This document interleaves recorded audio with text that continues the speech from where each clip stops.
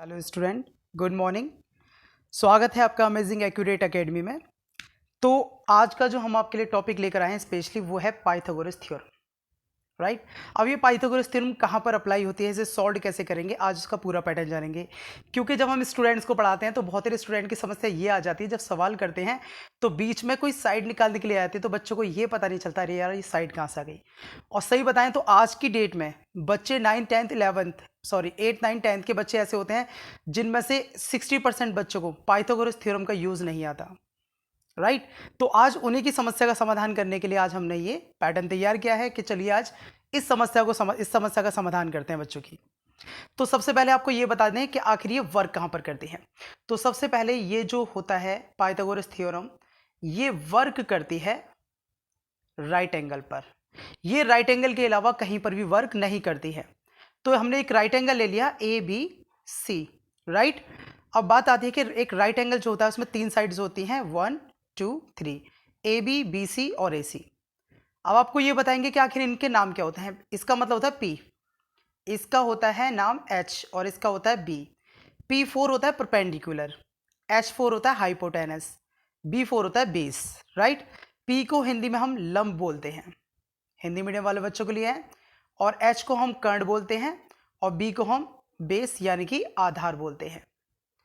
So simple कि H जो line होती है आपकी AC, ये कर्ण होती है और ये इन दोनों लाइन से बड़ी होती है, तिरछी लाइन। जो सीधी लाइन होती है खड़ी उसे हम लंब बोलते हैं। जो बेस, आपको पता है हर चीज का बेस जो होता है वो नीचे की साइड होता है, तो बेस नीचे वाली लाइन बेस होगी। और जो तिरछी लाइन होती है वो हमेशा आपका एच होती है यानी कि हाइपोटेनस होती है, राइट। तो चलिए आपको बता दें कि पाइथागोरस नाम के एक व्यक्ति ने जब पाइथागोरस थ्योरम बनाई थी तो उसने क्या कहा था। उसने कहा था कि एच स्क्वायर यानी कि एच, सबसे पहले मैं आपको बता दूं, उन्होंने कहा था कि एच जो कर्ण होता है वो लंब और बेस यानी कि लंब और आधार का जोड़ होता है, यानी कि पी और बी का जोड़। अगर हम इन दो लाइनों को जोड़ दें तो समझ लीजिए आपको कर्ण यानी कि एच प्राप्त हो जाता है। उनने क्या करा, उनने स्क्वायर लगा दिया इसके ऊपर, राइट। तो ये हमारी जो तैयार हुई है ये है पाइथागोरस थ्योरम। इसका मतलब है एच स्क्वायर बराबर होता है P square plus B square. अब इस एक ही थ्योरम से हम 3 फॉर्मूले बना सकते हैं एक ही फॉर्मूले से। अगर हमें एच निकालना होगा तो हम इन दोनों को जोड़ेंगे, राइट। अगर सपोज करो हमें पी निकालना है तो बी को उठाकर उधर ले आइए, राइट। इसका मतलब होता है पी स्क्वायर बराबर एच स्क्वायर। जब ये बी उठ के इधर आएगा तो ये माइनस का हो जाएगा, माइनस का बी स्क्वायर। बन गया आपका सेकंड फॉर्मूला। यानी कि अगर आपको परपेंडिकुलर निकालना पड़ा तो पी बराबर H square minus B square. अब अगर बी निकालना पड़ता है तो पी को उधर की साइड भेज दीजिए। ये हो जाता है आपका बी स्क्वायर बराबर H square minus P square. That's mean हमारे पास तीनों साइड निकालने का फॉर्मूला आ गया। एच निकालते हैं तो इन दोनों साइड्स को प्लस करते हैं, पी निकालते हैं तो एच में से ये माइनस करते हैं, ये निकालते हैं तो इसमें से ये माइनस होते हैं। आपको बस इतना याद रखना है कि एच निकालते टाइम इन दोनों को प्लस करना है। उसके अलावा तो आप दोनों को याद करने की जरूरत नहीं है कि ये दोनों हमेशा माइनस करके निकलते हैं, राइट। तो ये आपके सामने जो आपको फेस नजर आ रहा है, इंटरफेस नजर आ रहा है यहाँ पर, ये है पाइथागोरस थ्योरम का फॉर्मूला। तो चलिए अब हम आपको इसके थ्रू एक सवाल करके दिखाते हैं कि आखिर ये सवाल होते कैसे हैं। ओके, चलिए आगे बढ़ते हैं। तो आपको आज हम तीनों ही साइड्स निकाल के दिखाएंगे कि आखिर तीनों साइड्स निकलती कैसे हैं। सबसे पहले हम एच निकाल के दिखाएंगे। अगर मान लीजिए कि हमें दो साइड दी गई हैं, अगर सपोज करिए कि ये हमें परपेंडिकुलर 3 दिया हुआ है और ये हमें अगर सपोज करो कि ये हमें 4 दिया हुआ है, आपको इसमें एच निकालना है, राइट। तो एच का फॉर्मूला कैसे लगाएंगे, तो आप फॉर्मूला लगाएंगे H square is equal to P square plus B square. अभी आपको बताया गया था कि ये पाइथागोरस थ्योरम का फॉर्मूला होता है। लेकिन इसके अंदर आपको एक चीज़ और बता रहा हूँ मैं, बहुत ही इंपॉर्टेंट चीज़ बताई जाएगी। वो ये है कि बहुत सारे बच्चे क्या करते हैं, एच स्क्वायर है तो आप एच की वैल्यू, पी स्क्वायर है तो पी की वैल्यू 3 रख दी, बी स्क्वायर है तो बी की वैल्यू ये रख दी। सबसे अच्छी ट्रिक बता रहा हूँ जिसपे आपको मार्क्स मिलेंगे और कटेंगे भी नहीं। सबसे पहले हर चीज़ का एक नाम होता है, जैसे कि आपका नाम है, मेरा नाम है। अगर हमारे नाम के आगे मान लीजिए मेरा नाम अजय सर है, अगर कोई मुझे अजय सर है, अगर मुझे कोई एएस बुलाता है तो मुझे पता नहीं चलेगा कि मुझे बुला रहा है, तो मेरा नाम प्रॉपर लिया जाएगा तो मुझे पता चलेगा। अब ये एच साइड है, एच का नाम क्या है, ए सी। तो आप इसे इस तरीके से रखिए, एच है आपका A C, okay, is equal to P का नाम क्या है आपका, आपका पी का नाम है A B square plus B का नाम क्या है आपका आपका बी का नाम है BC, तो BC का स्क्वायर। अब AC तो आपको दिया नहीं है क्योंकि AC आपको निकालना है, राइट। अब आपको दिया है AB, तो AB की वैल्यू क्या है आपकी 3, तो रखिए 3, इसका स्क्वायर है तो 3 का भी स्क्वायर लगाइए, प्लस का निशान है प्लस लगाइए। BC आपको दिया हुआ है 4 मीटर या सेंटीमीटर, जो भी आपको वो देगा वो आप रख लेना बाद में। स्क्वायर AC स्क्वायर बराबर 3 का स्क्वायर, स्क्वायर करना भी नहीं जानते बहुत सारे बच्चे, मैं आपको डेट में बता दूं, जब मैं पढ़ाने बैठता हूं अगर पूछता हूं कि 4 का स्क्वायर क्या होता है, उन्हें यही नहीं पता स्क्वायर निकलता कैसे है। तो माय डियर स्टूडेंट, इस वक्त तो मैं आपको बहुत शॉर्ट मेथड बता रहा हूं कि 3 का स्क्वायर है तो 3 की ही 3 में मल्टीप्लाई कर दीजिए, 3 3 जा 9, ये हो गया आपका स्क्वायर। 4 का स्क्वायर है तो इसका मतलब 4 की मल्टीप्लाई 4 में ही कर दीजिए, ये हो गया आपका 16। तो स्क्वायर निकालने के लिए हमेशा होता ये है कि जो भी जिस चीज़ का भी आपको स्क्वायर निकालना पड़ता है, 9 का, 11 का, 10 का, उनसे उन्हीं की गुणा कर दीजिए। 10 का स्क्वायर है तो 10 की 10 से मल्टीप्लाई कर दीजिए। जो इंटेलिजेंट बच्चे होते हैं वो याद रखते हैं कि आखिर इनका स्क्वायर क्या है। चलिए आगे बढ़ते हैं। AC स्क्वायर बराबर, अगर हम 16 और 9 को जोड़ेंगे तो ये हो जाएगा आपका 25, राइट। अब ये सिचुएशन आ गई, तो ध्यान रहे कि कभी भी स्क्वायर जो होता है वो सामने वाली डिजिट के ऊपर आकर रूट बनता है। AC स्क्वायर बराबर, जब सामने स्क्वायर होता है तो स्क्वायर सामने वाले के ऊपर आके क्या बनता है, रूट, राइट। अब आपको ये पहले ही बताया जा चुका है कि रूट में से, अंडर रूट में से केवल जोड़े बाहर आते हैं, यानी कि पेयर्स बाहर आते हैं। 5 के फैक्टर्स करिए, फिर 25 के फैक्टर्स करिए। 25 के फैक्टर्स होंगे 5 × 5, राइट। कुछ बच्चों को शायद ये भी अटपटा लग रहा हो तो हम आपको बता दें, फैक्टर्स होते हैं ये, 5 से कटेगा, 5 5 जा 25, 5 1 जा 5, तो कितने 5 आ गए, 1 2, यहां पर लिख लिए। अंडर रूट में से हमेशा केवल एक जोड़ा बाहर आता है और एक ही जोड़ा बन रहा है, ये आ गया बाहर। तो AC यानी कि आपका H जो निकल आया वो कितना निकल आया, 5। क्लियर है, यानी कि आपकी साइड्स निकल आई।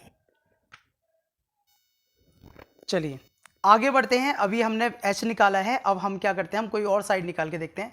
सपोज करिए कि आपको साइड्स दे रखी हैं ये, सपोज करिए, चलिए मानते हैं ये साइड कितनी दे रखी है, ये दे रखी है आपको 5, राइट, और ये साइड दे रखी है आपको 3। आपको बेस नहीं दे रखा है, तो अब यहां से हम क्या करते हैं, अब आगे बढ़ेंगे। तो बेस का फॉर्मूला कैसे लगेगा, मैंने आपको पहले ही बताया है कि अगर हमें बेस निकालना है, परपेंडिकुलर निकालना है, तो H में से दूसरी संख्या माइनस कर दीजिए। बताया गया था आपको कि बेस निकालने का फॉर्मूला होता है H square minus P square. Done. तो चलिए आगे बढ़ते हैं। सबसे पहले मैंने आपको बता रखा है कि B की वैल्यू क्या दे रखी है, V का नाम क्या दे रखा है, BC। तो पहले आप इन्हें रखिए, BC स्क्वायर बराबर H स्क्वायर है यानी कि AC का स्क्वायर, P स्क्वायर है यानी कि P क्या है आपका, AB का square. BC square is equal to, AC आपको कितना दिया हुआ है, AC आपको दिया हुआ है 5, तो 5 का स्क्वायर। AB आपको कितना दिया है, AB आपको दिया हुआ है 3 सेंटीमीटर, तो 3 का square. BC is equal to 5 का स्क्वायर क्या होता है, अभी क्या बताया गया था कि जिसका भी स्क्वायर निकलवाए उसी में मल्टीप्लाई कर दीजिए। तो 5 का स्क्वायर है तो 5 5 5 जा 25, माइनस 3 का स्क्वायर है तो 3 3 जा 9। BC इज इक्वल टू 25 में से अगर हम 9 घटाएंगे तो ये हो जाएगा माइनस करके 16। क्लियर है। अब क्या बताया गया था आपको, कभी भी स्क्वायर होता है, स्क्वायर सामने वाले के ऊपर जाके रूट बनता है। डन। और रूट में से क्या बाहर आता है, जोड़े बाहर आते हैं हमेशा। 16 के फैक्टर कैसे करोगे, करके दिखाने हैं, ये लीजिए, 2 8 जा 16, 2 4 जा 8, 2 2 जा 24 और 2 1 जा 2। तो आपके फैक्टर आ गए 2 × 2 × 2 × 2। तो आपका BC क्या निकलेगा, एक फैक्टर करके ये बाहर आ गया, एक फैक्टर करके ये बाहर आ गया, जोड़े बन रहे हैं दोनों के। तो BC बराबर आपका आ गया 2 2 जा 4। क्लियर है। तो यानी कि 2 2 जा 4, अगर आपको दिख नहीं रहा है तो थोड़ा ऊपर लिख देते हैं, तो यहां पर आ जाएगा BC बराबर 2 2 जा 4। तो यानी कि ये हमने निकाला है। अब आपका B निकाल लिया हमने, आपका बेस निकाल लिया हमने, आपको हाइपोटेन्यूस निकालना सिखा दिया, बेस निकालना सिखा दिया। अब चलिए वर्क करते हैं P पर, यानी कि परपेंडिकुलर पे, कि परपेंडिकुलर कैसे निकलेगा। तो स्टार्ट करते हैं। अब अगला आपको बताया जाएगा इस बार P निकालना। सपोज करिए अगर हमें H हमें 10 दे रखा है और बेसिक जो है हमें दे रखा है आपका सपोज करिए 5 दे रखा है। राइट। तो चलिए अब हमको क्या निकालना है, P, यानी कि आपको परपेंडिकुलर निकालना है। तो परपेंडिकुलर का फॉर्मूला क्या होगा, P is equal to H square minus B square. Clear है, आपको पहले ही बताया जा चुका है कि कभी भी आप P या B निकालते हैं तो H में से माइनस करते हैं, राइट। चलिए तो P की वैल्यू क्या दी है आपकी, AB का स्क्वायर बराबर H क्या दिया हुआ है आपका, AC का स्क्वायर माइनस ये क्या दिया हुआ है आपका, बेसिक BC का स्क्वायर। डन। AB स्क्वायर बराबर आपका AC का मान दिया हुआ है आपको, H दिया हुआ है 10, तो 10 का स्क्वायर हो जाएगा, BC यानी कि 5 का स्क्वायर। ठीक, आपको एक चीज़ और जानने को मिलेगी इस सवाल के अंदर इस बार। तो 10 का स्क्वायर जो होगा वो 10 10 जा 100, यानी कि मैंने बताया था जिसका भी स्क्वायर होता है उसी से मल्टीप्लाई। 5 का स्क्वायर क्या होता है, 5 की 5 से ही मल्टीप्लाई कर दीजिए, 5 पंजे 25, ये हो गया square. AB is equal to AB square बराबर 100 में से 25 गए तो ये आपके बचते हैं 75, राइट। अब AB स्क्वायर सामने वाले के ऊपर आकर बनता है हमारा रूट। तो अब चलिए सिचुएशन यहां आपको देखनी है, 75 के फैक्टर करने हमें, राइट। चलिए फैक्टर करते हैं, 5 1 जा 5, 2 बचे, 5 5 जा 25, यानी कि 5 एकम 5, इसमें से 2 बचे इधर आ गए, ये हो गया 25, 5 पंजे 25, 5 से कट जाएगा, 5 3 जा 15 और 3 1 जा 3। चलिए AB बराबर आपके फैक्टर जो आते हैं वो आते हैं 5 मल्टीप्लाई 5 मल्टीप्लाई 3। तो अब आपको इसमें से क्या करना है, एक जो पेयर है वो बाहर निकालना है।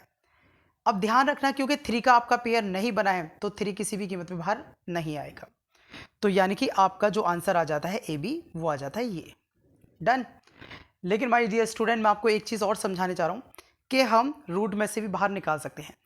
अगर रूट में से बाहर निकालने की हमें ज़रूरत है तो वहाँ पर निकालेंगे, और जहाँ ज़रूरत नहीं है वहाँ नहीं निकालेंगे, और जहाँ निकालना पड़ता है उस मेथड को कहते हैं हम लॉन्ग डिवीज़न मेथड। ओके, तो आज पाइथागोरस थ्योरम के साथ साथ आपको लॉन्ग डिवीज़न मेथड भी सिखाया जाएगा, क्योंकि अगर लॉन्ग डिवीज़न मेथड नहीं आता तो आप इन सवालों में मार खा जाओगे। जैसे कि आपका 8th क्लास तक तो केवल पाइथागोरस थ्योरम निकालने को आता है, राइट, वहाँ आपको ज़रूरत नहीं पड़ेगी, कहीं कहीं ज़रूरत पड़ेगी।